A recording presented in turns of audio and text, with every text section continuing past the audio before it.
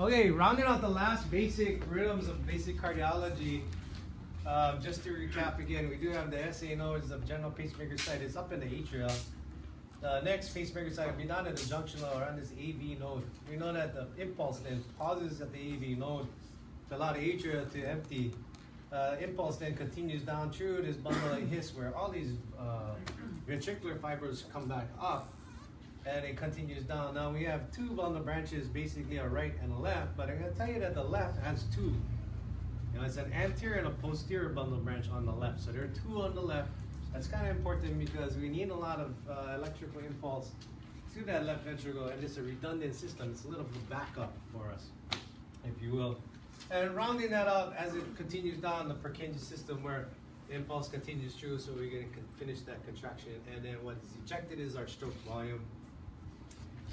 We want to take a look at this electrical impulse. You know, mechanically we can feel the cure. You can feel it by feeling a cardiac pulse, a radial pulse, or a brachial pulse. But we want to take a look at this on our EKG, and so we use lead 2 as the best pacemaker. We do have other ones. The limb leads are 1, 2, and 3. We use an augmented lead. If you put the fourth lead on and that right lower limb, it looks at different parts and then shows the electrical impulse and energy traveling to the right side, to the left side, and then down towards the feet. The precordial leads or the V leads then finish it off across the chest.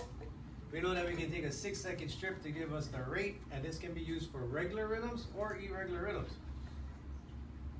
For our basic cardiology, we're looking to make sure it's sinus, P wave, PRI, QRS, and a T wave.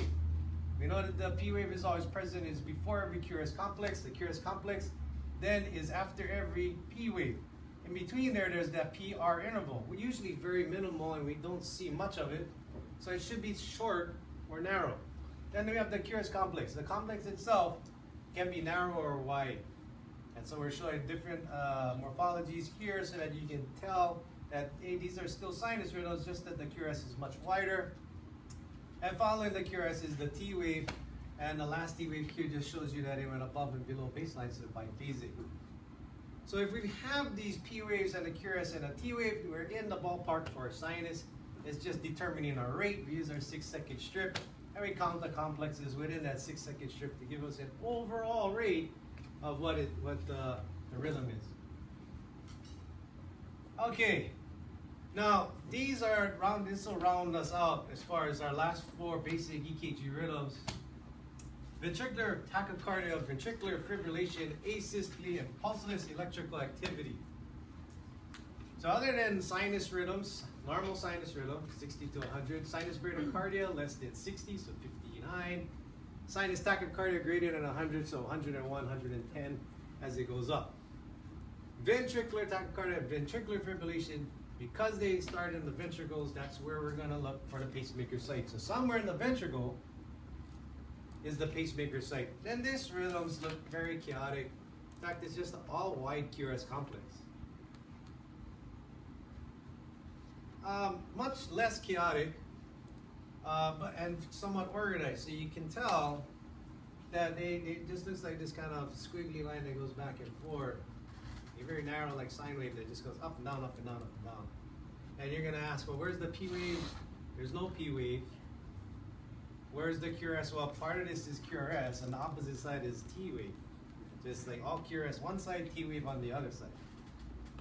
You're like, well, how do I measure that? You're like, well, yeah, we don't. So I'm gonna, at this basic cardiology, it's a dead reckoning. It's sort of like you can visualize this, understand that you do not see a P wave, therefore there's no PR interval. As a result, the QRS complex is wide as it's generated in the ventricles, right? So any ventricular rhythm is gonna be wide. The QRS is wide. And we know that if it comes from the ventricles, similar to the premature ventricular complex or ventricular ectopy, the stroke volume, what was left over in the ventricle and what we could feel as a pulse, the stroke volume was minimal, so we may not have a pulse. And in this case, ventricular tachycardia, still may have a very faint or weak pulse. But most times, we're losing a pulse here because the activity is just too fast for the ventricles to fill. And it's not originating in the atria where you have all that extra blood supply that comes down from the atrium. So it's a wide rhythm, mostly QRS, opposite T wave somewhere in this. It's very fast, above 100. Right, it's usually about above 100. And it usually generates very little pulse or no pulse at all. And so your person would have mostly an agonal rhythm, agonal breathing rate, or apneic altogether. And you wouldn't feel any kind of pulse, no peripheral or central pulse, and the person would be in cardiac arrest. The treatment of this would be giving electricity, but immediately starting CPR, and if this is witnessed, we want to start our defibrillation immediately. So we place the pacer pads, and it depends on what equipment that you have. The usual placement is sort of like on the right upper chest, and then somewhere on the left lateral torso. But we can also do an anterior posterior placement on this. And then because we were using the LifePak 15s for this system, and for the state of Hawaii, we're pretty much LifePak dominant right now, is that we're going to use a shocking energy setting of 200 joules, 300 joules, and 360. These tend to branch up or elevate or escalate in the amount of energy that's being dispersed. And that defibrillation, similar to the AED, this manual defibrillation, when we do this on the ALS rig with our LifePak 15, we are trying to stop all activity at all. We're just shutting down the electrical conduction system so we can have it restart. We're not doing anything about jump starting it. We're trying to reset it. So what we do is we defibrillate and reset this. Defibrillate. So in a cardiac arrest setting, put the defibrillation pads on, and then we would charge it, clear everybody. When it's ready to shock, then we would depress the shock button, deliver the shock, make sure everybody's clear. If the rhythms still exist, we'll continue in 2 minutes CPR, and we'll continue with other pharmacological things. Now, if the patient is awake and conscious and has a weak pulse, we may end up putting the pacer pads or defibrillation pads on them again, but we may use a different mode to deliver the electricity. And it may be at a lower energy setting. It's called Synchronized Cardioversion. Again, this is the dog and pony side. So we will talk about this a little later. All I need you to know, for our cardiac arrest victim, place the pads on the chest, continue with CPR until we're able to check this rhythm out. It'll charge up to 200. Once it's charged and cleared, everybody clears off the patient and victim.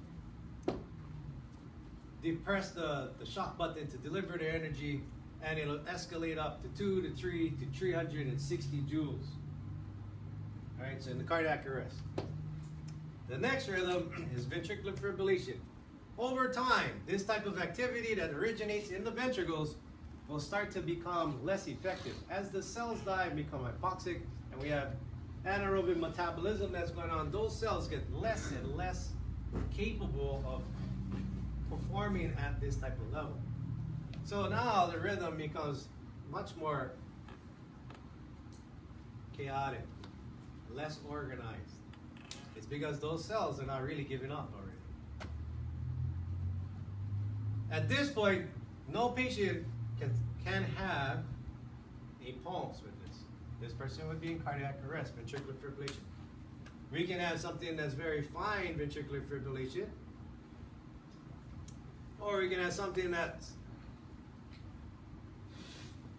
very coarse ventricular fibrillation and such. So it's just know that it's not as organized as ventricular tachycardia, and it can vary a little bit. But in any case, this activity is very chaotic, it's very irregular, and we're not seeing any P wave, so there's no PRI.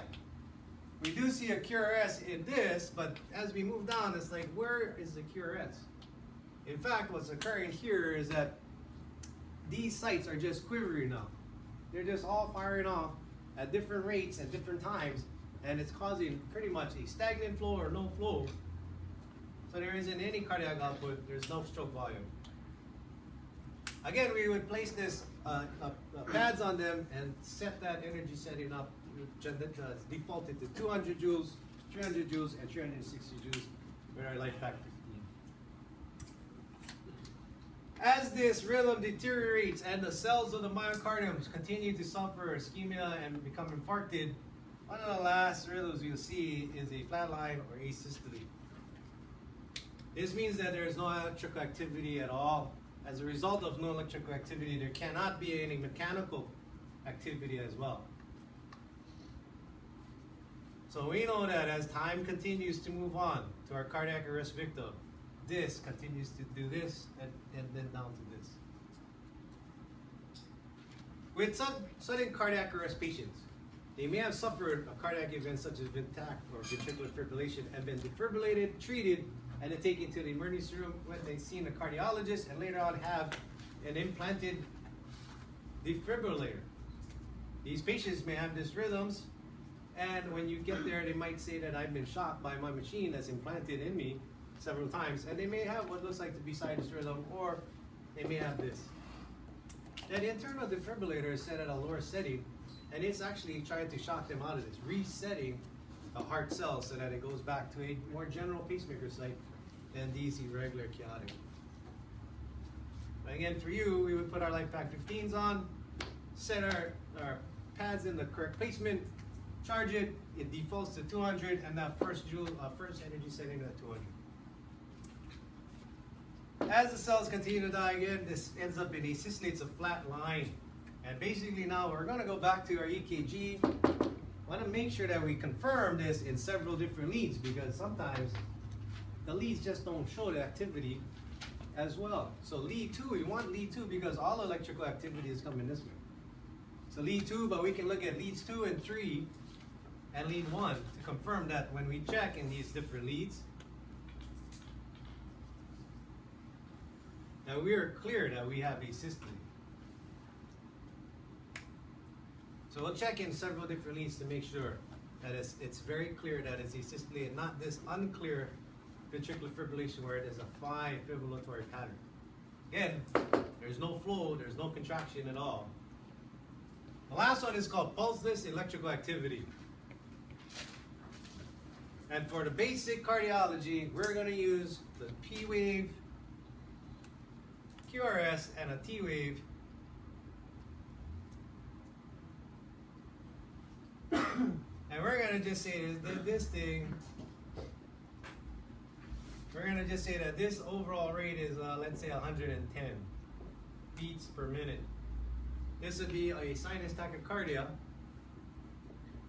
abbreviated as ST, at 110 beats per minute. But in a PEA, we only have electrical activity and we have no pulse being generated.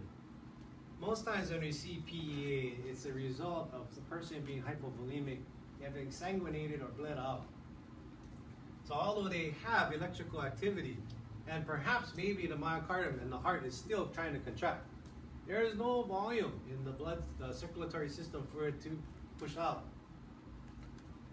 In other cases that may cause PEA, so hypovolemia,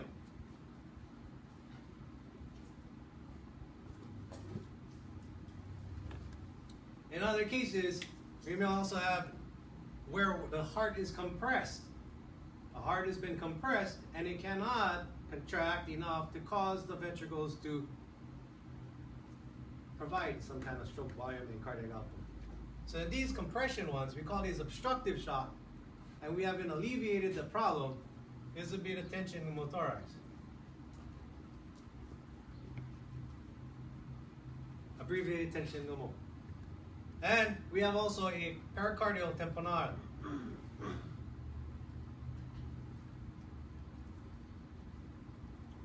Because we have compression of the myocardium and it's no longer allowed to fill, and therefore because it's not filling, there's no preload, it's not able to eject, and the stroke volume is depleted.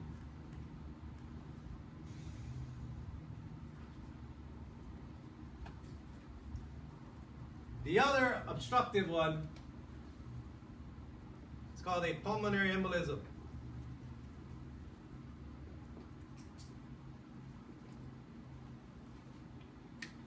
Again, this is sort of our dog and pony side. We usually use a large acronym called the H's and T's. This would flush out hypovolemia, tension pneumo, pericardial tamponade, and pulmonary embolism. It's basically understanding that we have electrical activity, not this here. These are specific that generate no pulse. these are organized rhythms. They're organized in that they are coming from someplace other than the ventricles or no movement at all. But there's an organized rhythm, but it's just not generating a pulse. So PEA. This person is again in cardiac arrest. So we have cardiac arrest in 1, 2, 3, 4 different conditions. Here, they are more specific. So we would try to correct the underlying cause. This would not get any electrical treatment. There's no defibrillation for the PEA. Defibrillation occurs for ventricular tachycardia, ventricular fib. Fine and coarse VFib, there really isn't any defibrillation used for asystole. And again, these ones we look for a specific cause in the PA. Remember now we're using multiple leads to give us the understanding as to what's going on. And that's why we may be placing on all of these leads. I need you to realize that when we are doing our cardiac arrest resuscitation, when we place the pacer pads or the defibrillation pads on the anterior chest or anterior posterior placement, it's going to block the pericardial leads, the things that we're going to use to place the 12 lead on. So should we have a return of spontaneous circulation, we convert these cardiac arrest rhythms into something that now has a pulse and is more organized, and we need to now put on a 12 lead to determine other causes. We need to remove the pacer, those defibrillation pads in order to put those stickers on. We want to do so in a manner that we can place them back on in case we need them to be put on again. So we're not just ripping and tearing those pads off. We want to take them off gently, put your EKG pads on, capture your 12 lead. If you need to be able to take that 12 lead EKG pads off and place the pad back onto the anterior or lateral surfaces of our patients.